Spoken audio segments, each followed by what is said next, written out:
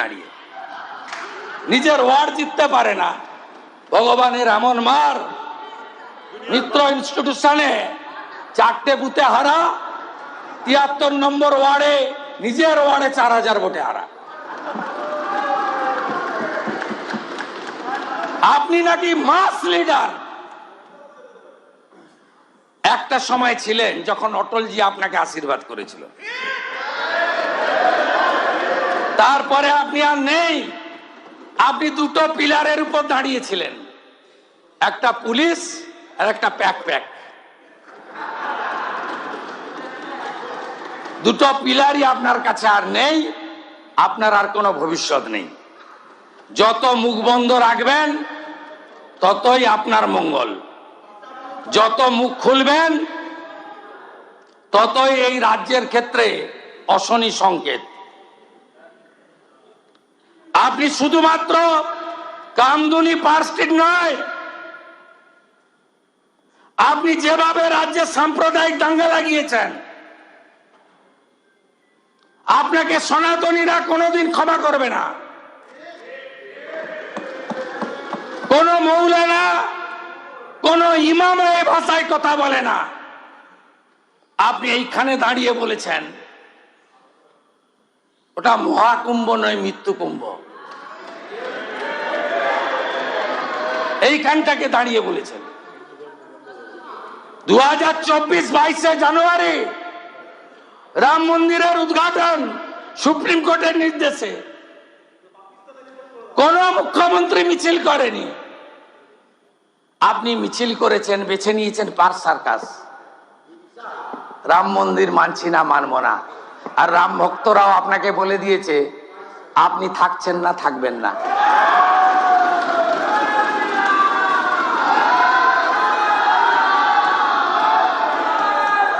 Red রোডে দাঁড়িয়ে বলছেন হিন্দু ধর্ম গন্ধা ধর্ম। রাষ্ট্রীয় স্বয়ংসেবক সংঘ, বিশ্ব হিন্দু পরিষদ, হিন্দু জাগরণ মঞ্চ এরা সন্ত্রাসী। আপনি জানেন রাষ্ট্রীয় স্বয়ংসেবক সংঘের সম্পর্কে, তার ডেডিকেশন জানেন। কিছুদিন আগে করমন্ডল এক্সপ্রেসে অ্যাক্সিডেন্ট হয়েছিল বালেশ্বরে। পশ্চিমবঙ্গের লোকরা সবচেয়ে ক্ষতিগ্রস্ত হয়েছিল। আমি পরের দিন হসপিটালে গেছিলাম, ডাক্তার বাবুরা বললেন স্বয়ংসেবকরা ছিল বলে লোকগুলো বেঁচে গেছে। 665 বোতল রক্ত দিয়ে গেছে। আপনার কাছ থেকে সার্টিফিকেট নিতে হবে। আপনি যা যা করেছেন তার হিসাব জনগণ নিয়েছে। আপনি সরস্বতী শিশু বিদ্যা মন্দির বন্ধ করতে গেছিলেন কেন? প্রার্থনায় বন্দে মাতরম গায় বলে। কোনদিন আসতে পারবেন না, কোন রাষ্ট্রবাদী দেশপ্রেমিক আপনাকে আনবে না। আর ভোটের সময় কি বললেন? কোন মুসলিম নেতা বলেনি, নওশাদ সিদ্দিকী বলেনি। কে বলেছে? কি বলেছে? যে আমি আছি বলে না, তোমরা আছো। আমি যদি না থাকতাম একটা কমিউনিটি 1 সেকেন্ডে শেষ করে দিত। এরপরে আপনি আশা করেন কি করে? আপনাকে ফিরতে দেবে না অতীত। আপনি যা খুশি করতে পারেন, আইন ভাঙলে আপনিও আইনের ঊর্ধ্বে নন। আমি পুলিশকে বলবো মমতাপন্থী তৃণমূলের আসল থাকবে না, নকল হবে। ইলেকশন কমিশন জানে।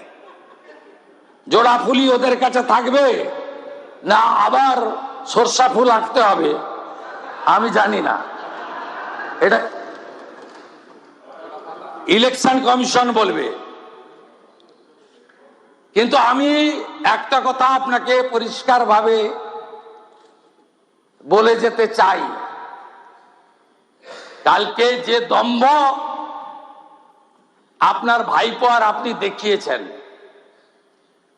যেভাবে সারা রাত্রি ধরে কলকাতাকে উত্তপ্ত করেছেন, কে ভাঙবে আপনার মঞ্চ? সিপিকে বলেছিলাম ব্রিগেড দিয়ে দিন না, লক্ষ লক্ষ লোক হয়, 3 দিন ধরে ডিম ভাত খায়।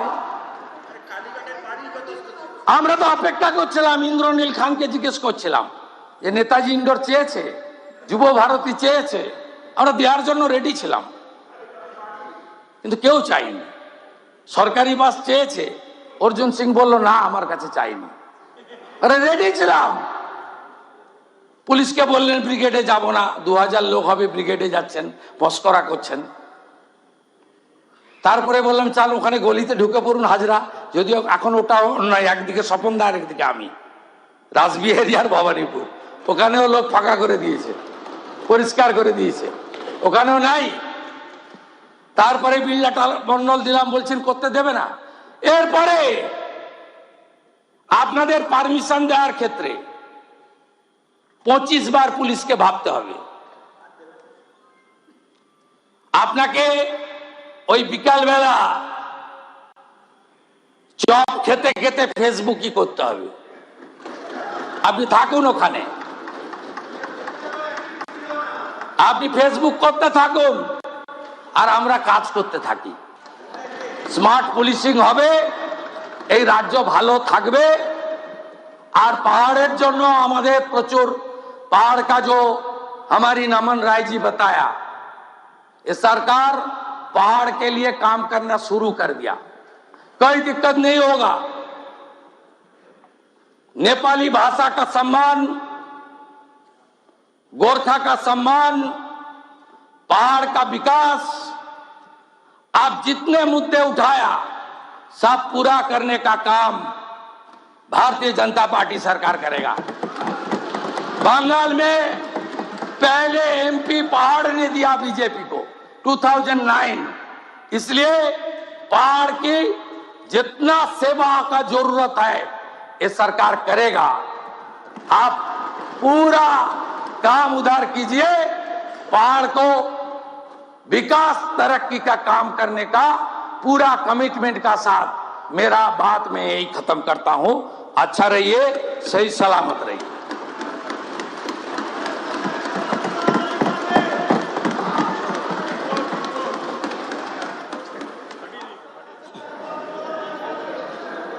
ধন্যবাদ মাননীয় মুখ্যমন্ত্রী। এখন আমি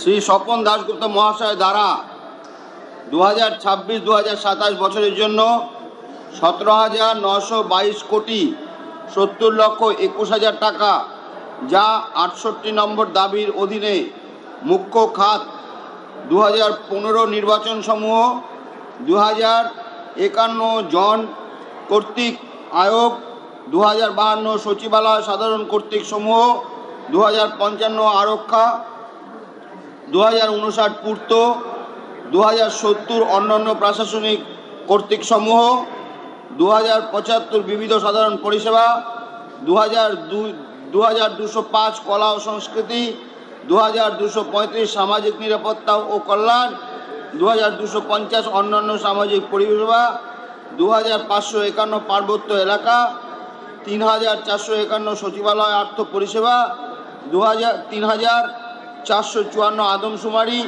সমীক্ষা ও পরিসংখ্যান, 4055 আরক্ষা বাবদ মূলধন বিনিয়োগ, 4059 পূর্ত বাবদ মূলধন বিনিয়োগ, 4070 অন্যান্য প্রশাসনিক কৃত্যকে মূলধন বিনিয়োগ, 4216 আবাসন বাবদ মূলধন বিনিয়োগ, 4250 অন্যান্য সামাজিক পরিষেবায় মূলধন বিনিয়োগ এবং 4575 অন্যান্য বিশেষ এলাকার কর্মসূচি বাবদ মূলধন বিনিয়োগ এর ব্যয় নির্বাহ বাবদ মঞ্জুর করার প্রস্তাব করা হয়েছে।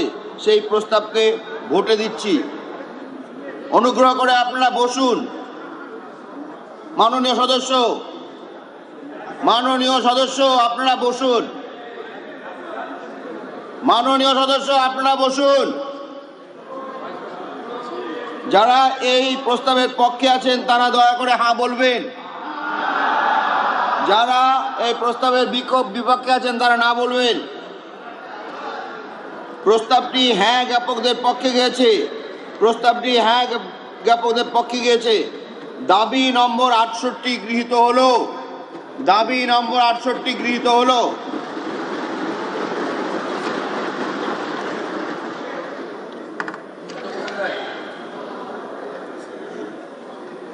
তো মহোদয়, ওই রোজগার মেলা অ্যাটেন্ড করে আমি পাওয়ারে রিপ্লাইটা দেব। মাননীয় রাষ্ট্রমন্ত্রী এখানে থাকলেন পাওয়ারের। ঠিক আছে, ধন্যবাদ। বিদ্যুৎ বিভাগের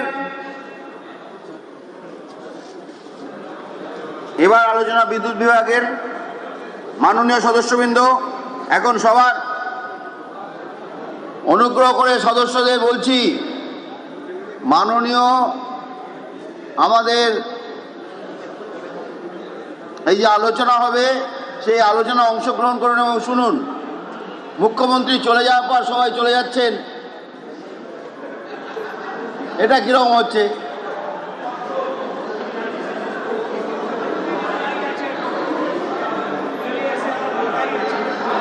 উনি আসবেন আবার এবং এই ছবিটা উনি দেখবেন।